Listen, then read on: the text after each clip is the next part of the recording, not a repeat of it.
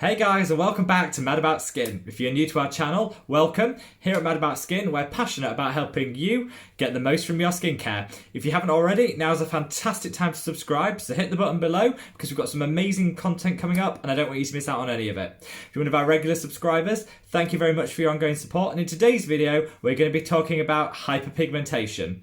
This is probably the #1 most requested video we've had on this channel. People saying, I've got pigmentation issues, how do I deal with them? Some of the creams I'm using aren't working, what are my next steps? So I thought we'd do a whole video where we're going to break down the causes of pigmentation, the situations, things you could do to avoid it, products you need to use to cure it, and then what the next steps are. If those topical treatments don't work, what the next steps are.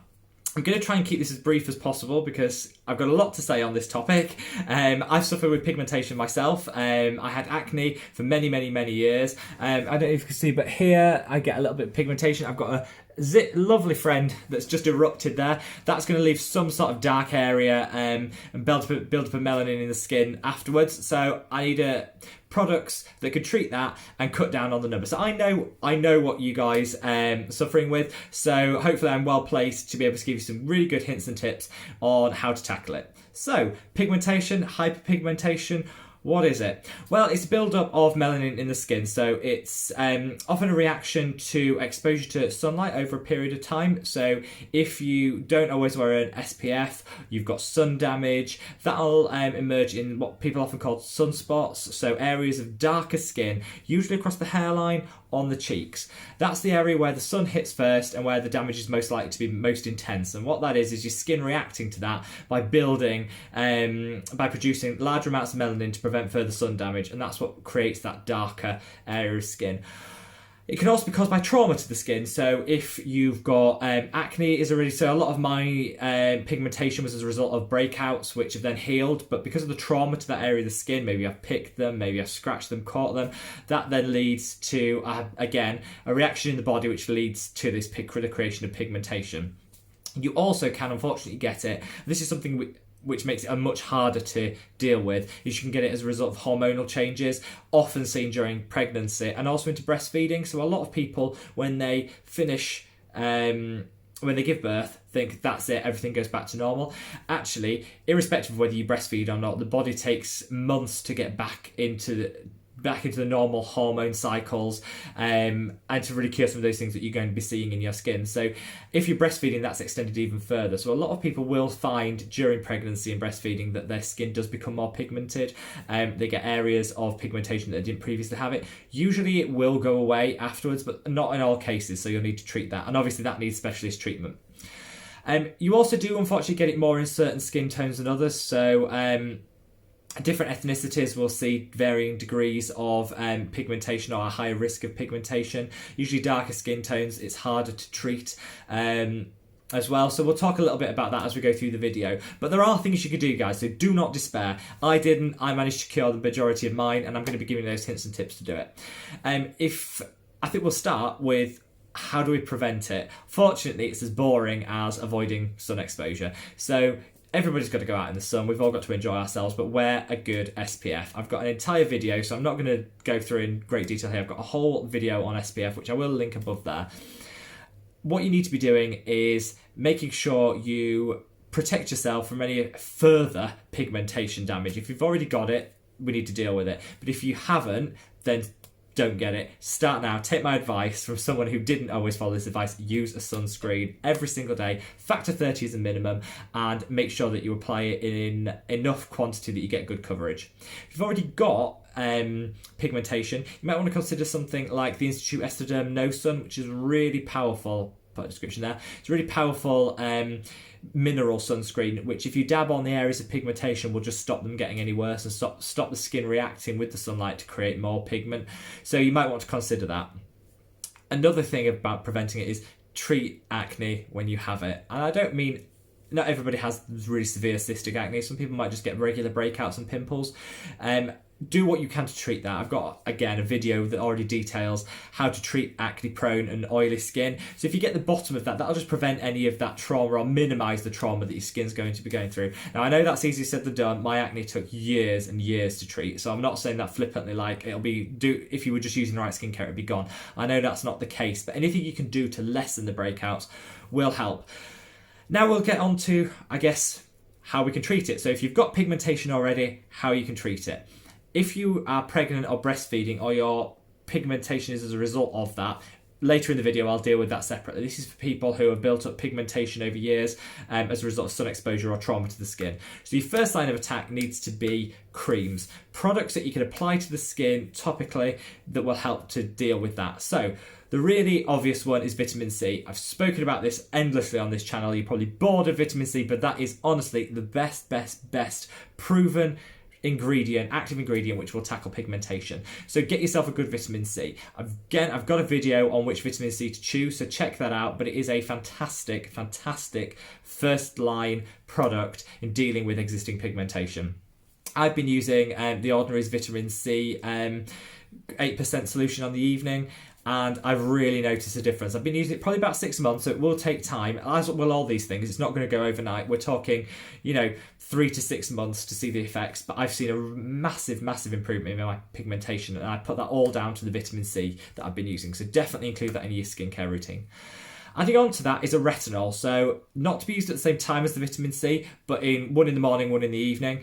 Add a retinol into your skincare routine. That'll increase the cell turnover, so that'll be bringing some of that pigment to the surface and letting it be removed through increasing cell turnover. So retinol, whilst it's not going to be as effective for this specific issue as vitamin C, works really well in conjunction with it. If you can get a vitamin C with ferulic acid built into it, such as the Paula's Choice do a fantastic one, but there are some other ones. That's just an antioxidant which works really well in combination with the vitamin C, and that'll just supercharge your vitamin C. Most of those products are quite expensive, so if you can't, don't worry, stick to the Ordinary 8% vitamin C. You'll still see fantastic results with it.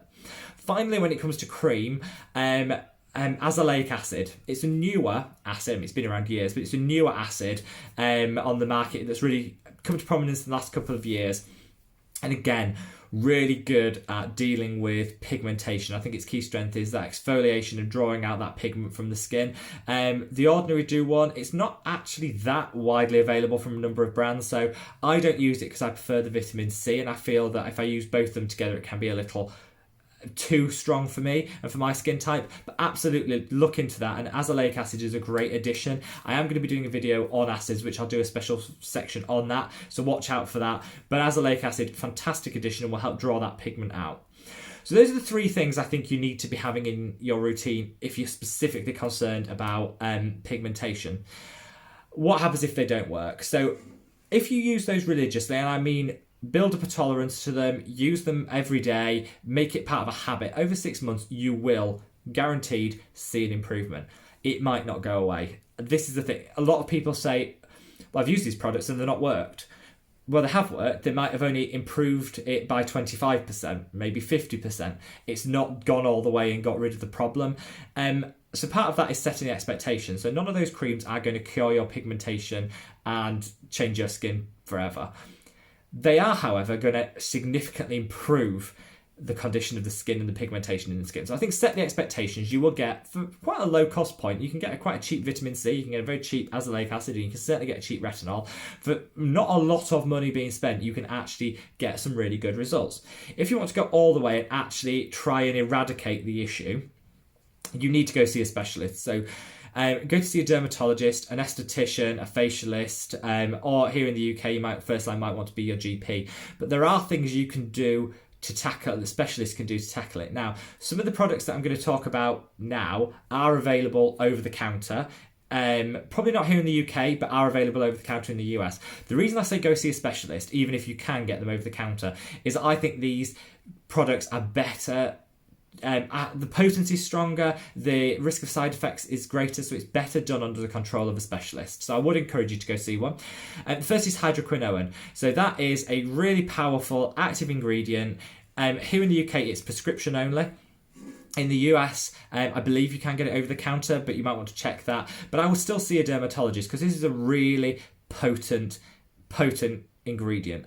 A lot of people, it got a lot of bad press because a lot of people were choosing this as their first line to whiten their skin overall. We're not talking about whitening our skin in this video. We're talking about dealing with areas of darker pigmentation.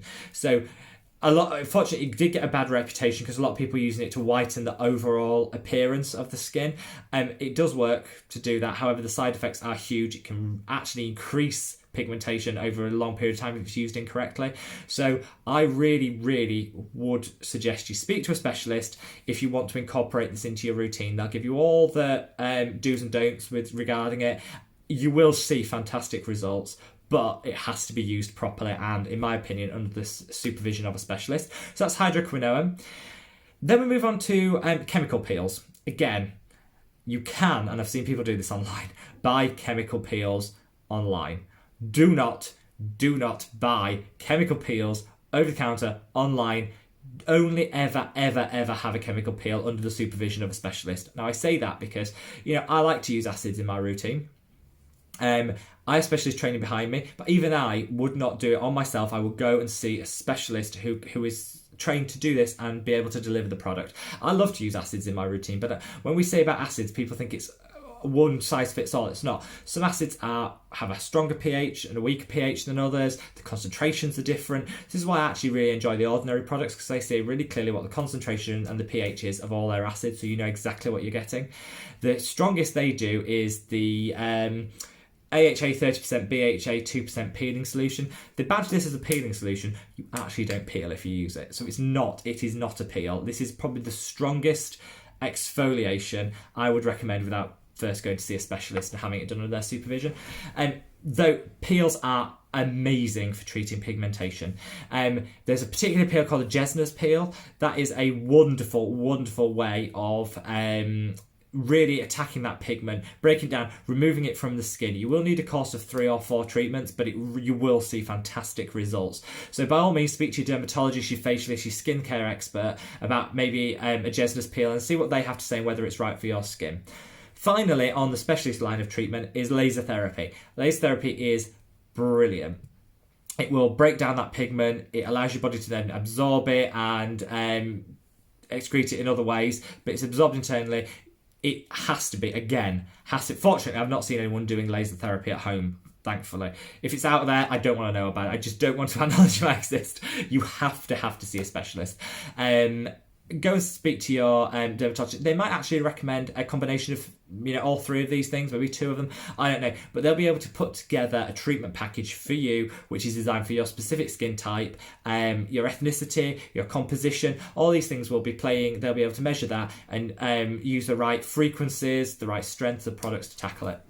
And what I'd say is, if you're happy with the results, you can get 50% of the pigmentation gone with the creams, and you're happy with that, you don't need to go to these steps. However, this is for those people that aren't getting the results they need from the topical ointments. Finally, I just want to touch on pregnancy.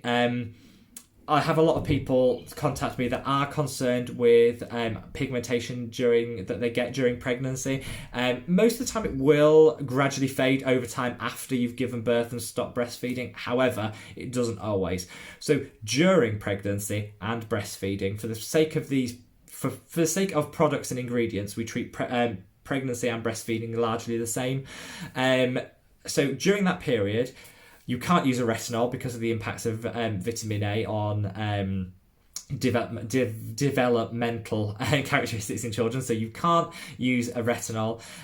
You absolutely can't use things like salicylic acid. Often these things are said you can't use them because they've not been tested, so they don't know what the impact's going to be, so they advise you don't use them. But you can't. So really your line of defence, if you are pregnant or breastfeeding, will be vitamin C. So make sure you're using the strongest vitamin C that you're comfortable with, that you build up to that, and that you use it regularly in your routine, and that'll help minimise the impact of any pigmentation. But it's not going to change your skin, but it will help minimise the formulation. And again, that sunscreen is really important. So don't be adding external factors to the hormonal factors that are going to be driving that pigmentation. So make sure you're using your SPF and your vitamin C. That is pretty much all you can do if you're pregnant. Speak to your dermatologist or your expert. They might be able to advise some other things that are safe, having looked and assessed your skin, but really you are limited to that, unfortunately. And finally, final point on this, I have had quite a few of our subscribers ask for some natural alternatives to some of the things we recommend. I'm all in favour of natural where we can get natural, vegan where we can get vegan, and clean where you can get clean. If it works, I'll promote it. There really aren't that many. So what I don't want to see is people rubbing lemons on their skin and thinking that exfoliates and the vitamin C works. It doesn't. It's going to do more damage than it will good. So I don't want to see anything like that recommended. One thing that has been suggested, and studies aren't massively conclusive, so you might not see huge results, but one thing that people have suggested is aloe vera. So the application of aloe vera, it does have a component in, does aloe vera called allicin, which has been proven in some studies, if applied in high concentrations on a specific area, to reduce the amount of pigment that you will, to break down some of that pigment and reduce hyperpigmentation. It's up to you whether you want to try it. I don't think you're ever going to be able to get it in the concentrations needed to actually have a meaningful result. But actually, it's a lovely product. It's not going to do you any harm to apply aloe vera to your skin. It's calming, it's soothing. A lot of people use it anyway in their skincare routines. So why not give it a go? It's just another thing that you could do to try and tackle pigmentation. And like I say, it's a natural alternative. So give it a go. If you've tried that, let me know. If you are suffering with pigmentation, like I say, I know how difficult it is. So leave me the comments and let me know which products you've used that might have worked, any that you want to recommend. Let me know if you used aloe vera. I'd be really interested to know that, because I am interested in natural and clean skincare. And of course, give this video a thumbs up. It really helps us, guys. I really look forward to seeing you in the next video, which I'm going to try and focus on acids and how you can use them in your routine and which to avoid some great products. So keep in touch for that one. I'll see you in that. Take care. Bye.